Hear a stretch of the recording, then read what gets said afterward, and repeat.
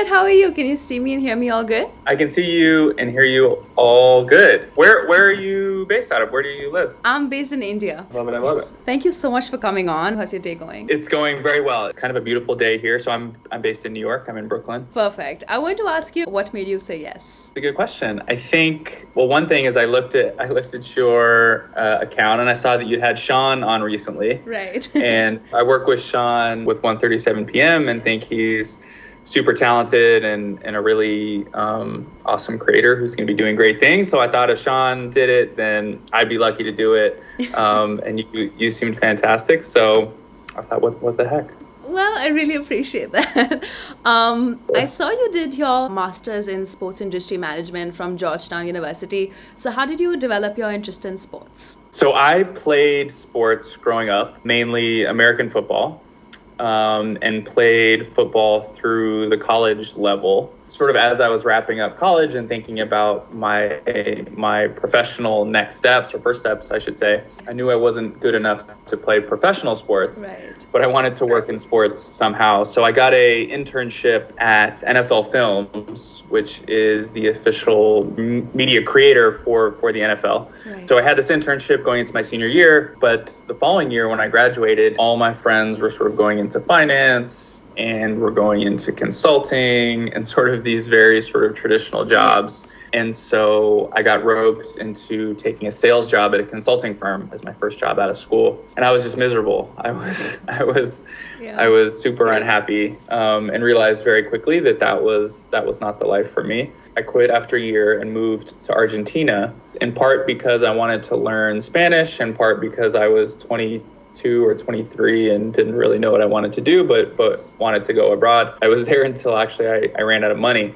I probably would have stayed forever, but was young and ran out of money. So long story short, I ended up back in San Francisco, and there was a very small startup sports company called Bleacher Report, which was looking for a summer intern, and I applied for a post-grad internship, and the founders later told me that there was, I think, 400 or so applicants, and another guy and I was supposed to be one spot. They gave it to both of us. But yeah, so that was sort of my entry point into working in sports professionally, and then I did the Georgetown program later on, as I sort of honed my focuses. But I knew early on I wanted to work in sports. I was unclear of sort of how to do it, and unfortunately got roped into this horrible job in consulting before I sort of made my way back. Yeah.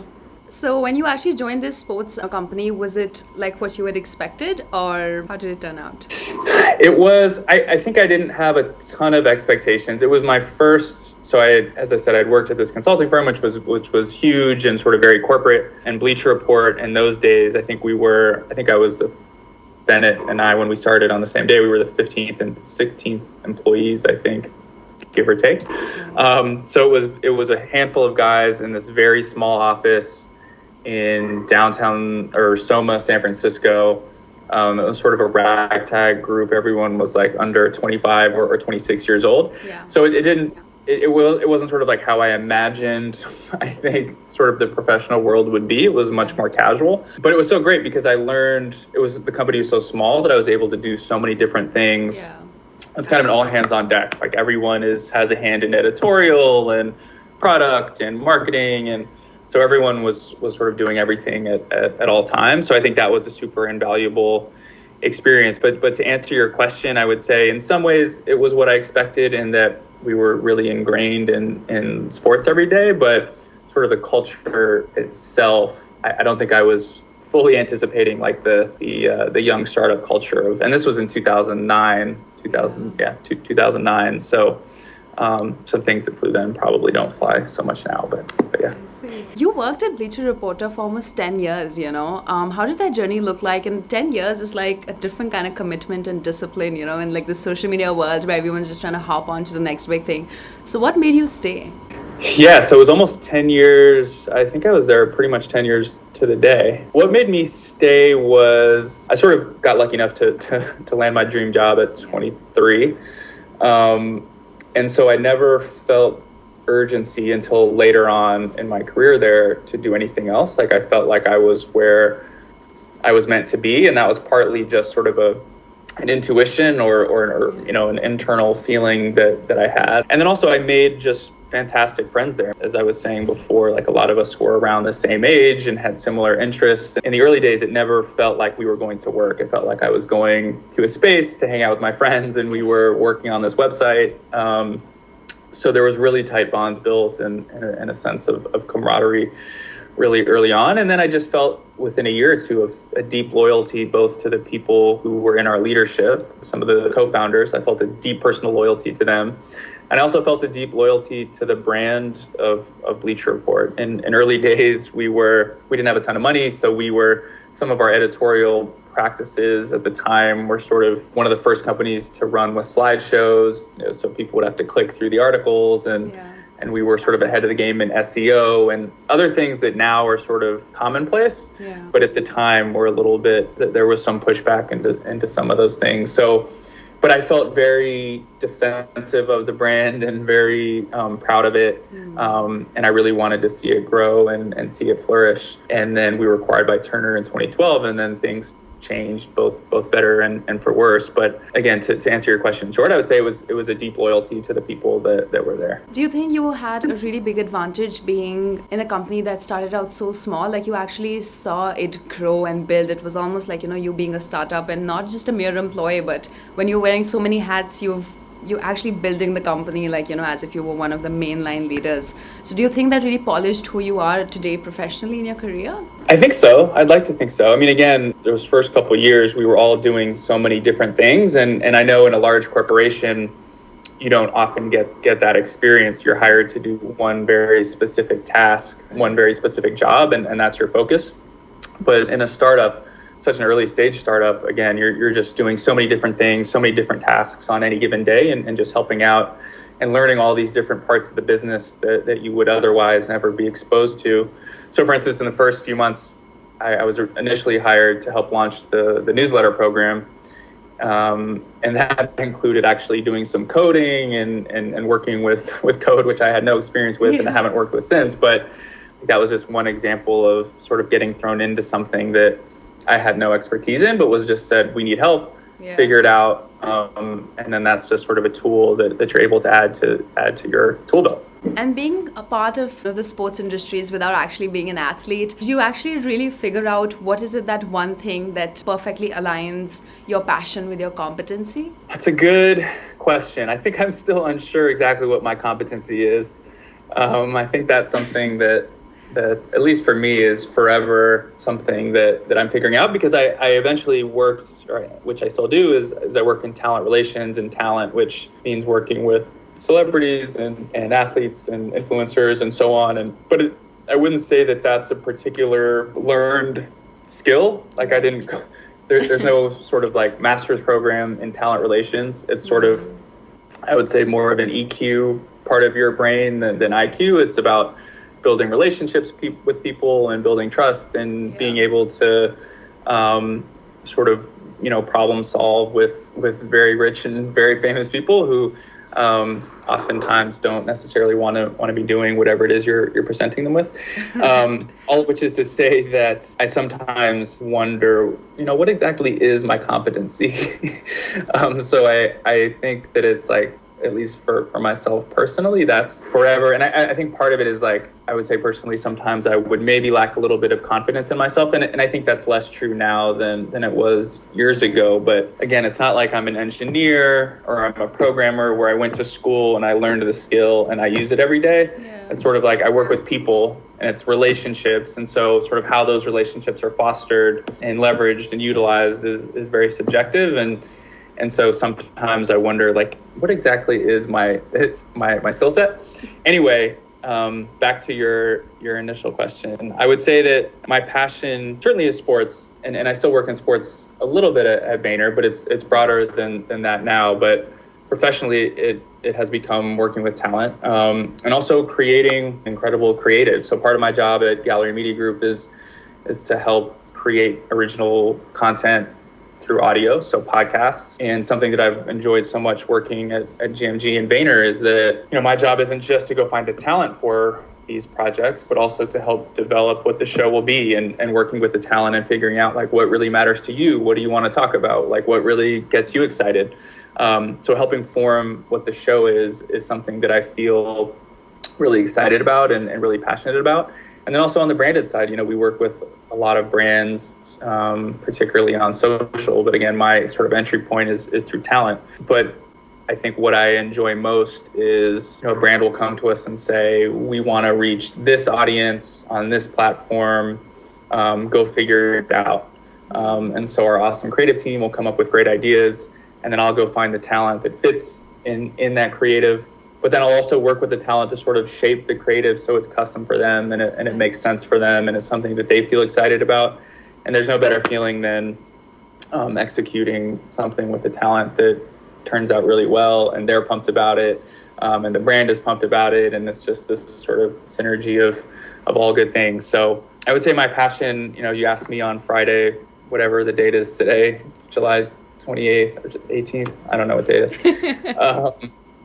2021 is very much about creating content with talent that I respect and I think are interesting, and then helping them shape creative that is meaningful. Awesome. You said that because the current position you're in, you never went to school for it specifically, but I feel like with the market changing so rapidly, it's impossible to pick a degree that is aligning with what the market needs right now. Like you being in talent relations, I hardly doubt that if a college is offering you those, courses where you learn to develop relationships with people, if it is, it sounds something very different, like, maybe psychology or something like that. So I think what you're doing is it's something that you learn through experience, which you have been in the industry for like a decade. So you're already there. On that note, I actually want to ask you, what's your story as a person, from how you were born to your bred to today? I grew up in San Francisco, California. I was mostly in a single parent home with my mom. My dad was also there, but I spent most of my childhood with my mom, I would say. As I already said, grew up loving sports, playing football, basketball, baseball. I was never I was a good student, but school was never one of the things that really excited me. It was always, I think I was more sports focused. I ended up going away to boarding school for high school on the East Coast of the United States and Massachusetts. And again, I was a good student, but I don't think I really found my intellectual drive until much later. So was again focused on sports and my social life, as probably many 16-year-olds are, and then went off to college in Maine at a college called Bates College, where I continued to play football. But it sort of, I think you were saying before, sort of like, as I was saying, that there aren't classes per se in many of the fields that have sprung up, particularly in the last 5 years as social media has become so prevalent and so on. I think a lesson that my dad gave me early on is basically, if you can read and write, if you're able to sort of critically think, then you're mostly capable or able to do anything. And so I always really took that to heart, and in my career, as I've hired people and thought about sort of the skill sets that I look for people on my team, it's their ability to think clearly, speak eloquently, and write really well.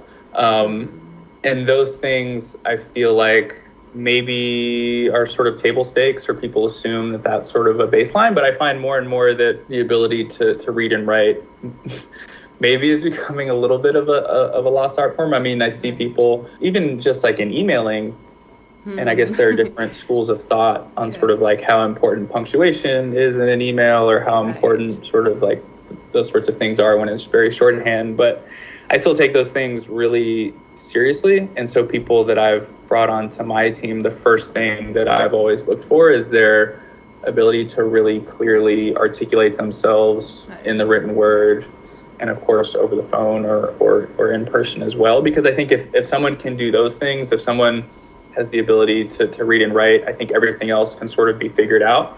I don't care if they don't have a marketing background or whatever it is. I don't particularly care about that. I think everything else can sort of be taught. Right. But if you have that sort of baseline knowledge or ability to read and write, then I think it's all good. That was a long, winding answer, but no, not at all. It makes a lot of sense, and I think that's really important to hear, because with social media and stuff, it's really changed what people put value on. And like you said, going back to the fundamentals of even like just reading and writing is a lost art, which we really need to, focus back again on. Are you yourself an avid reader? Do you enjoy reading books and stuff? I do, though. It's pinch myself or remind myself to read more. I think because, and I wonder if other people feel this way, but at least in our line of work, there's so much time spent on a computer and reading things on the computer. And like I have Twitter open all day, and at lunch I'm reading like magazine articles or, seeing what's going on social media. So I feel like I'm constantly consuming media and reading things, though often in the very short form, like tweets or captions or a 500-word article here, that I feel like at the end of the day, I sort of want to just turn my brain off, but it's a horrible habit, and I need to read more. But something that, when I was young, that looking back, I'm happy that my parents pushed me in that direction, but read a lot of the classics growing up. So I'd like to think of myself as mostly well-read. I'm sure in comparison to people who are actually well-read, I'm not at all well-read. But no, I need to give yourself some credit. You keep short selling us. No, short answer is I need to be reading more books. So it's a goal for this year. Thank you for reminding me.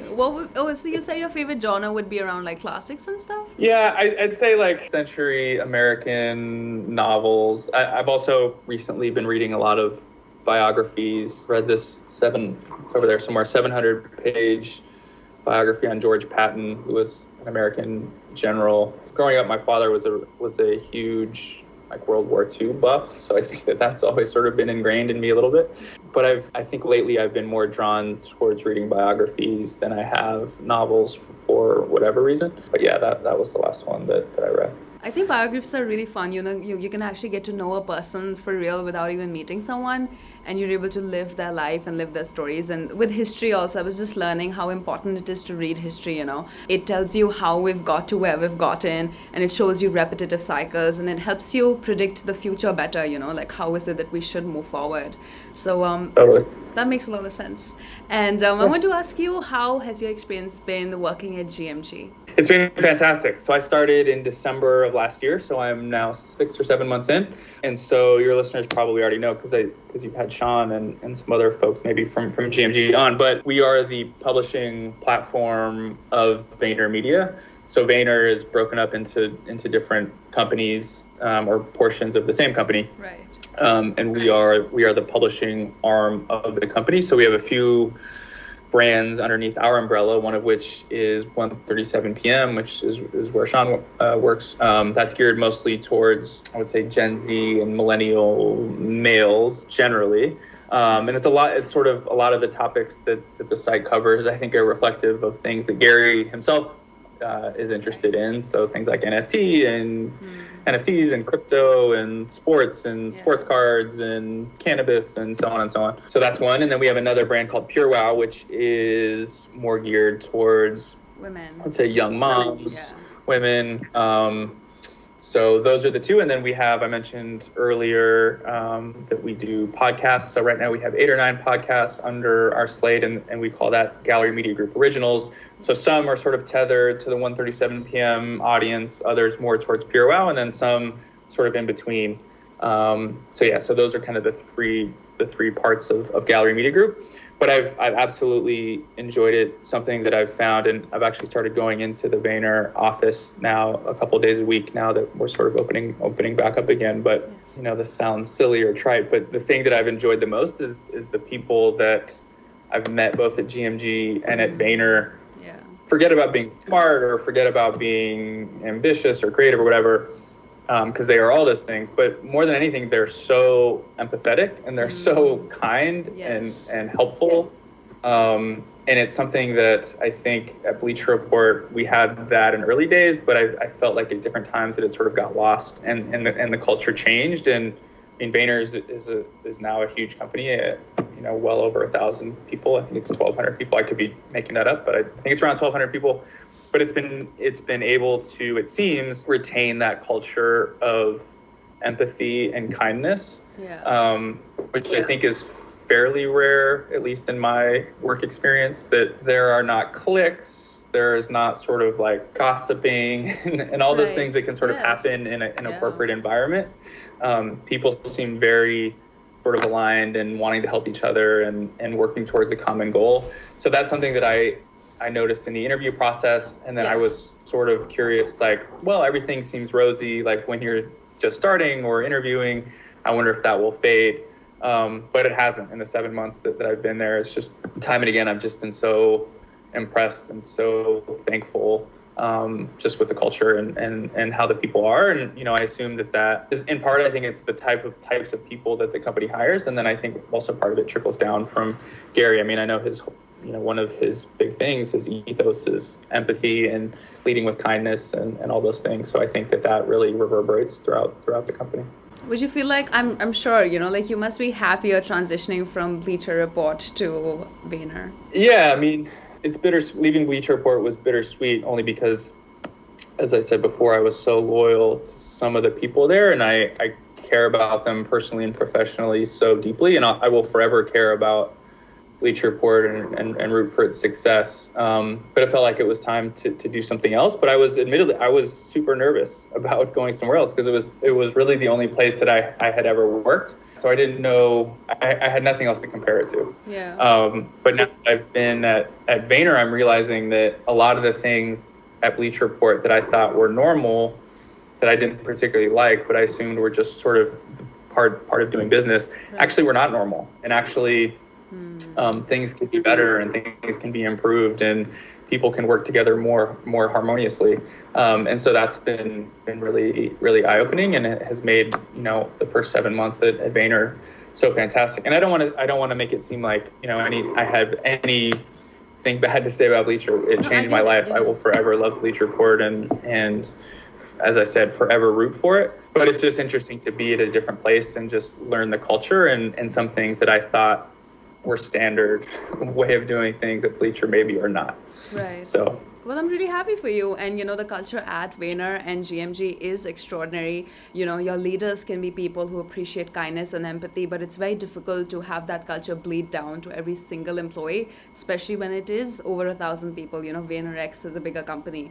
So you're definitely in a great, employee environment. And actually, I applied to GMG, as a cultural host podcast, something that they were looking for, and that's how I interviewed Sean and a lot of people over there, trying to build my network and learn how is it that I need to polish myself and work on myself more. I even applied to Vayner as a creator, and I got into the first round, but I could not clear the after because I'm not really like a creator. I'm not an editor, but it was very eye-opening to see that because of the pandemic, so many companies have started to hire remotely. And, there's so much more opportunity, and it was very eye-opening. So would you have any advice for me as to, how I could go about the GMG thing? I really admire Ryan as a CEO, and, like the culture and everything is very obvious. Yeah, I mean, I feel like you're doing all the right things. I mean, I know that another, thing that Gary always talks about is like just going out and creating content, and clearly that's what you're doing. And you're taking initiative and getting guests. And I was going through your Instagram and looking at some of the people that you've had, and I was like, I'm surprised she wants to talk to me because she's got way cooler people than me on here. So it feels like you're doing all the right things, and I feel like you'll be building audience. And of course, as creators build audience and build their expertise and build sort of their unique voice, then they all become more and more attractive and to a place like GMG or Vayner that's looking to work with creators that again have that very specific voice or category that they're an expert in or whatever it is, but whatever is sort of their differentiator. It seems like you're well on your way. So however I can help, let me know. Thank you. I really appreciate that. And I think you can't really compare how cool someone is. From Gary, I've learned the ROI of people. I do not like to categorize people in terms of how many followers or something that they might have. It's more of like a value exchange. So many people I would really like undermine, and I'd be like, I don't know how it's gonna go, have been the coolest people I've ever, like had an interaction with. So I shoot my shot, and I have to like DM 50 to 100 people, and I get 2 people to say yes. So thank you so much for saying yes. It means a lot to me. Sure. But that's like, I mean, that's such a testament to your fortitude and like your willing, one, I think your belief in yourself, and two, like so many people, wouldn't be willing to put in the work to reach out to 50 or 100 people and get to. And I don't think people would have sort of the confidence to do that, because getting a lot of no's or people not responding, I know for me, I'm probably overly sensitive. I just know for me that would be difficult. So I applaud you. I applaud you in your ability to stick with it. And that's really the name of the game. I mean, I'm not a content creator myself, so I'm no expert, but I do know that people who are willing to sort of stick with it through the early days when it's tough and you're not getting a lot of replies, but you keep doing it and you keep putting shows out every week and you keep just the consistency in it early on. I mean, I think it sounds like you're already separating yourself from the masses. So keep doing your thing. That means a lot to me coming from you. There's this question we ask everyone on the podcast is, are you happy?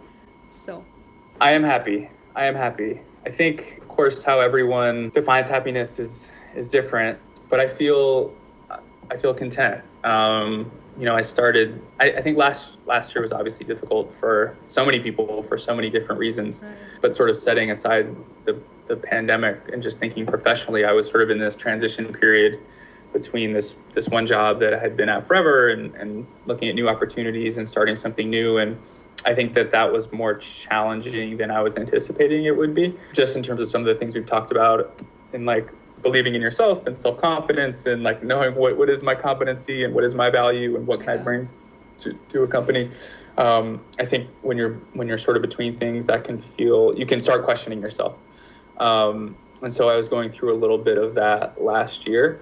So the last 6-7 months, I have felt again sort of like confident in my professional ability, but also in just sort of feeling comfortable in who I am again and feeling like things are as they are meant to be. And again, I know that there's so much hardship going on in the world right now, which I don't want to discount. But just personally, I feel settled and I feel comfortable.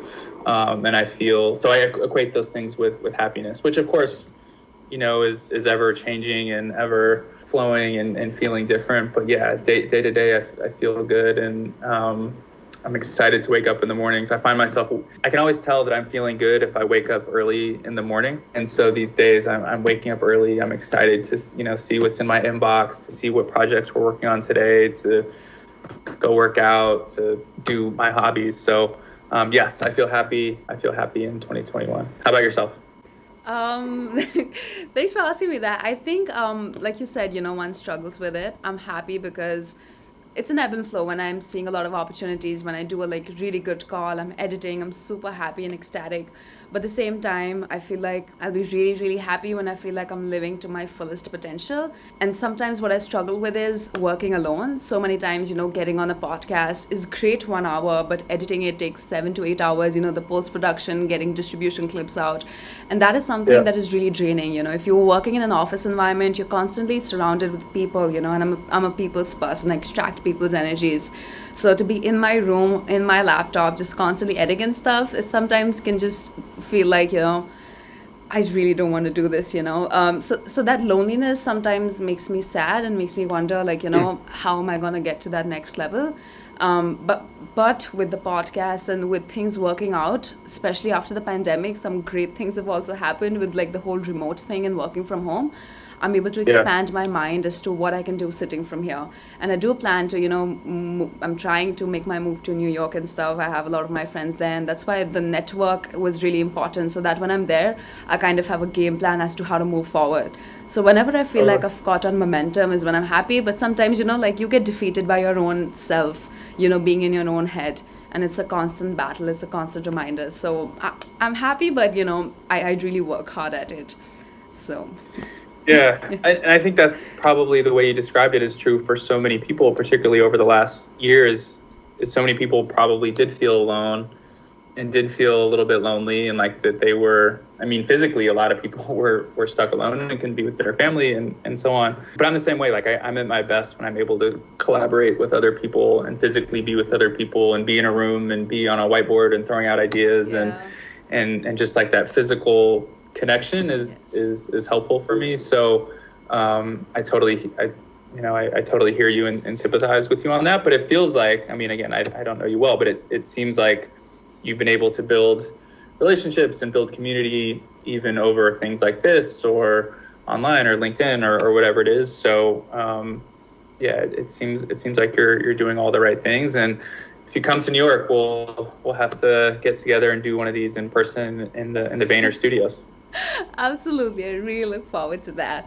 I want to ask you, was there any life-defining moment in your life that really shaped who you are as a person today? Whether it was a book you read, a person you met, or an experience that you had in your personal life? Life-defining moment. I mean, the first that comes to mind is, when I got back from Argentina. So I was 23. I was in Argentina. I ran out of money.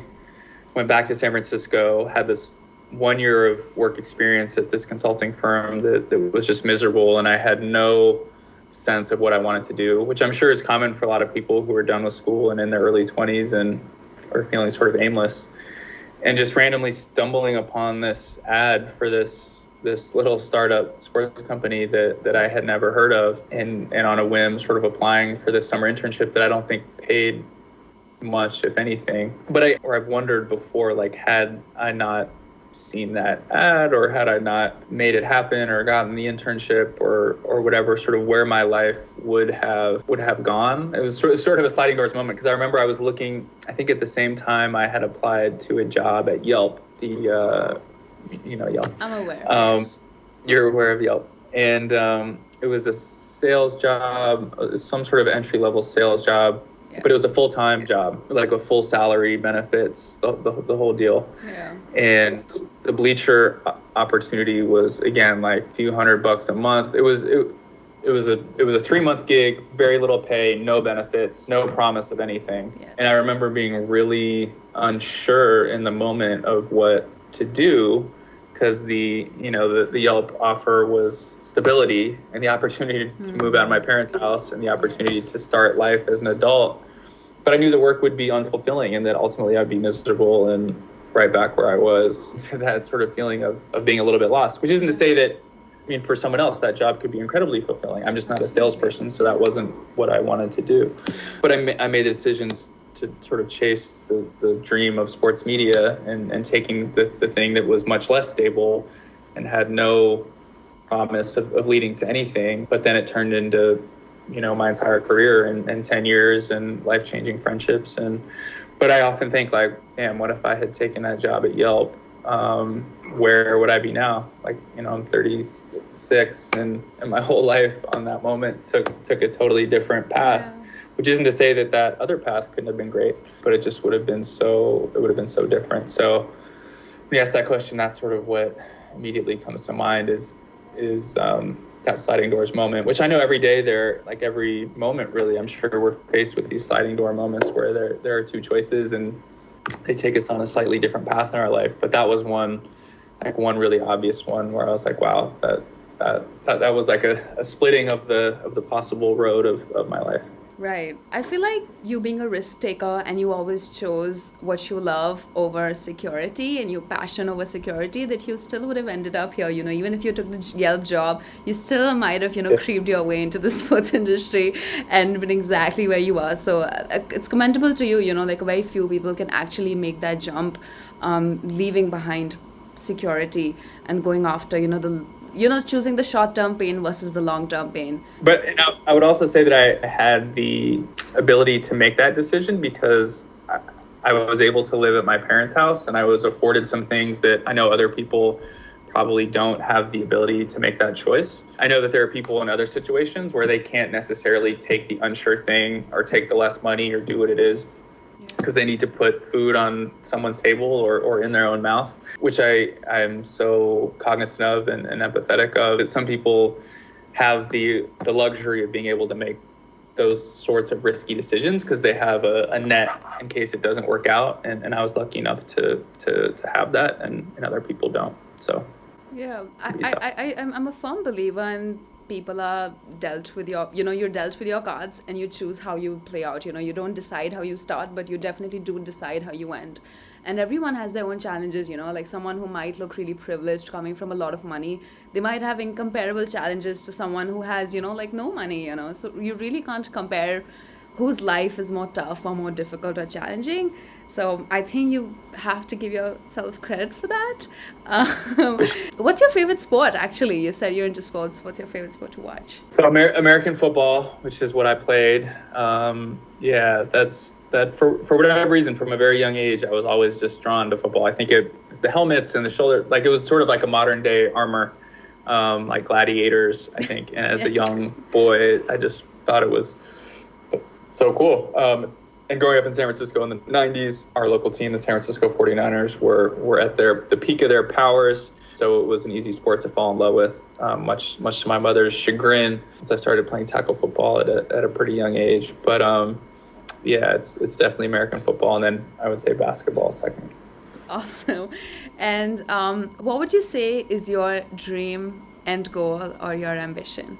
I guess I don't look at that question in professional terms so much. I think it's more about, if I were on my deathbed in hopefully 50, 60 years, that I will just look back on my life as having been well lived, and that I did the things that I wanted to do while also making the lives for people around me a better place. Sometimes I think about, living in New York and working in media and advertising.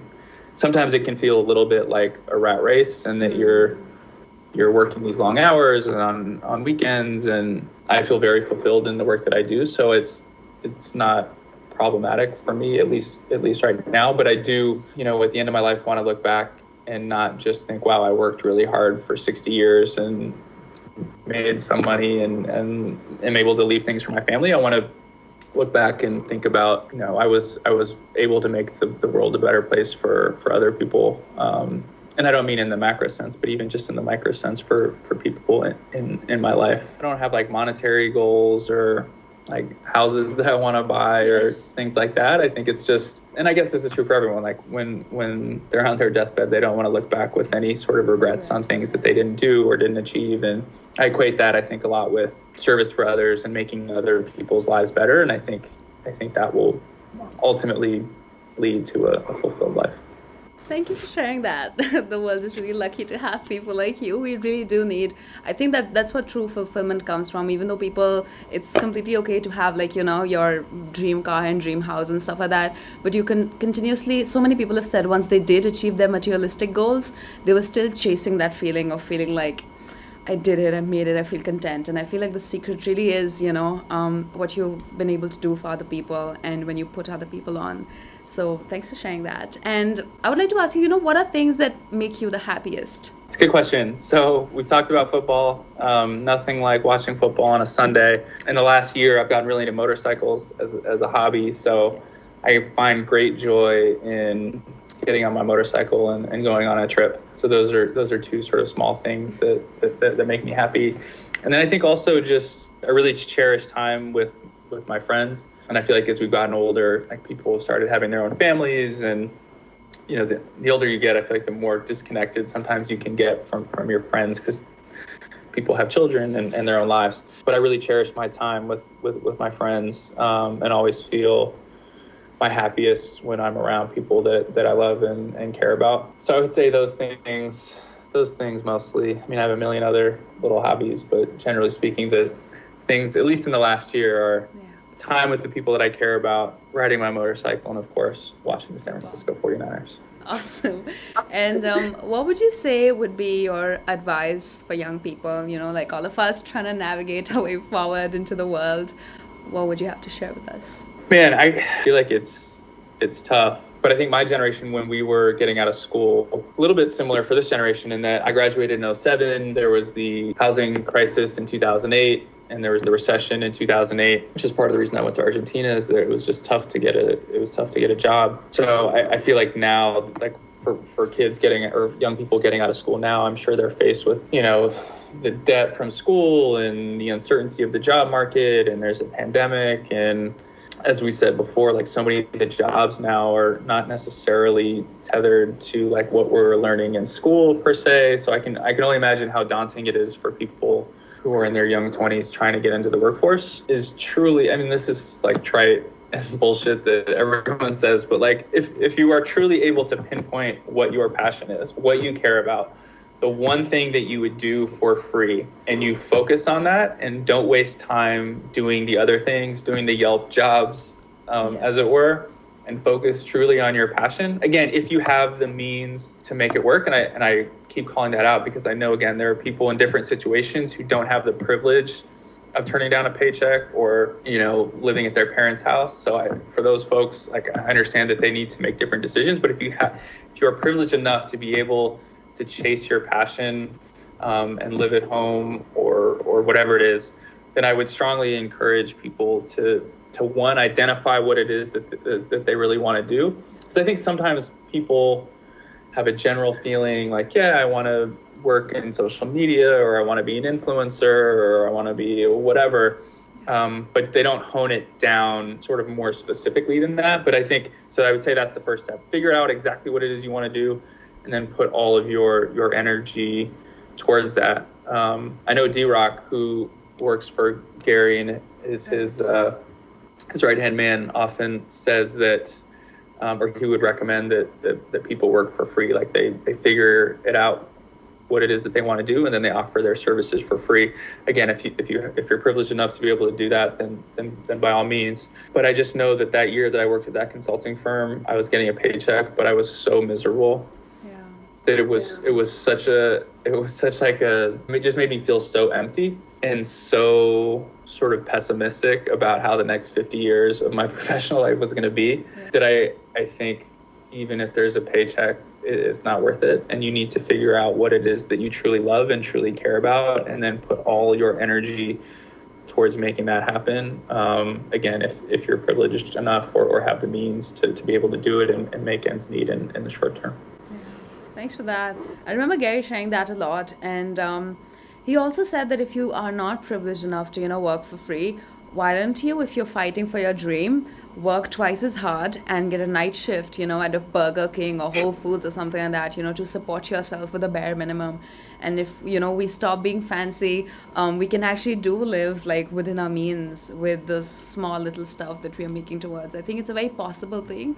And I that was a big goal of mine. That is why I wanted to move to places to be able to do that. But because of the pandemic, it's something that has been restricted now. But I'm also like figuring out how I can make that, working for someone I admire remotely and transition slowly into actually being in the place, because I feel like a lot of work actually does need your physical presence. So thanks for sharing that. And I want to ask you, is there anything that you would like to ask me? I feel like there's so much I want to ask you. I know very little about you, but I'd love to just know sort of like your background, and then we were just talking about sort of like narrowing down on what our passions are and what our ambitions are. So I'd love to just hear a little bit about kind of your background. And it seems like working in media or being a creator is sort of where your passions lie, but would love to hear kind of like in 10 years, like if you could look back at the last 10 years and be like, wow, I killed it. I crushed it. I did exactly what I wanted to do. Yes. From that moment I talked to Dylan on that Skype 10 years ago, 10 years worked out perfectly. Would love to know what that looks like. Yeah, so I think this whole journey started with when I was in school. I had a really bad experience at school, and being from India and Asia in general, like school is everything, education is it. But I was really bullied by my teachers. So that was very discouraging for me in my school life. And I had decided from then on that I will build my wealth and I will build my path without formal education. And that is when I actually tripled down on educating myself through actual business books, which were written by business people, or listening to Gary. And not just listening to Gary, I would have my notes, I would have a pen, and I would have a pencil. I still have notes up here from 2018 where he would talk about mindset and stuff like that. And I started building up a foundation of who I am, what I need to be. I did not know what I was good at, but I knew that I wanted to work hard, and I was ready to bleed from my eyes to do that. And anything I heard Gary say, whether he was like, start documenting your journey. So I started documenting my journey on YouTube, talking about, I don't know what I'm doing, but I'm just constantly being in motion. He spoke about people people are the biggest ROI, and networking can get you jobs degrees can't. So through the podcast, I started crafting my identity of who am I, learning from people who are really smart, or even people who were like just with me, would just be in exchange of value, and really like developing my self through people. And I started documenting this journey is because I wanted to show the youth, on how it's done. Even if I end up failing or if I end up succeeding, this is all kind of documented for you to see. And this is how, like the podcast and stuff started. And like, I know deep down that I'm not an entrepreneur. I have a lot of entrepreneurial tendencies, but I do have like a lot of leadership skills. And how Gary talks about, being like the number 2 or the number 4 at Facebook is something that will make you much more happier than being an entrepreneur. So I feel like that's really me. And to the podcast, I was just kind of like trying to pave my own path and pave my own way. And I think I really wanted to leave a blueprint for the youth. I did not want to say, like, hey, fuck formal education, but, what's the alternative? And I wanted to build that alternative through, like content. And I feel like content is a way to communicate, even though I don't consider myself like, someone who's really down in editing and things like that. But, you got to do what you got to do to get your foot in the door. That is how I really, I see myself. And for the short-term goal, I really want to work for someone I admire, work for a great company, hone my skill, polish myself in my 20s, sharpen my sword. And, 7-8 years down the line, then I would want to start my own business. To whatever it might lead up to. So that's kind of my story. I love that. I feel like you're already ahead of the game. I mean, I know so many people these days, I don't know how it is in India, but at least in the United States are starting to reject sort of like traditional education, in part just because it's so expensive and it requires going into such debt. And as we've been saying, the job market is just not reflective of sort of, it doesn't need the skills that, exactly. I feel like you've already sort of figured that out and are carving your path. And it sounds like, I mean, you said if you fail or succeed, I feel like you've already succeeded. Like there's no failure now because you're already doing it and making it happen, and you're well on your way. So I'm super glad we got connected and we're able to do this. And I look forward to staying in touch and following your journey. I really appreciate that. I just did want your personal advice as to, I was struggling a little bit when I was seeing a lot of job openings at Gallery Media Group and even at Vayner. I just did not know how to narrow myself down, like how do I sell myself? I actually was speaking with another podcast host who was also working at Gallery Media Group, James Lynch. And he said, you can speak about your versatility, like my ability to connect with people. And I feel like I'm a little emotionally intelligent. I'm able to transcend differences between people irrespective of age, gender, or, their nationality. But I don't know what's my selling point, like what is it, that one thing that I bring to the table? So would you have any advice on that? The only advice I would have is get in touch with the right people who can help you get your foot in the door at a place like GMG. And now that we're connected, you've done that, so we can let's just set up some time next week or in the coming weeks and start talking about it and working together on it. But I feel like the biggest thing is just building the relationship with the right people and the companies that you want to work at. And then, as I said, you've already done that. So I would very much say let's set up some time and let's figure it out together. Of course. Please let me know when you'd be available next week. Let's set up a call. And if you want, I can forward you my cover letter and resume that I had crafted for the company. Perfect. I would love it. And on the last note, last 2 questions. Is there anything in particular that you would like to talk about? Any topic that you really care about? I would love to just know how India is doing. I know that you guys have had some struggles lately with COVID. But I would love to just hear how it is on the ground, how sort of people are feeling both physically, emotionally, mentally, and otherwise, and just get a sense for how things are there right now. Things are good. I think India has a really great healthcare system. It is just becoming a problem because the population is huge. So it's really difficult to match up the ratio of doctors, hospitals versus patients.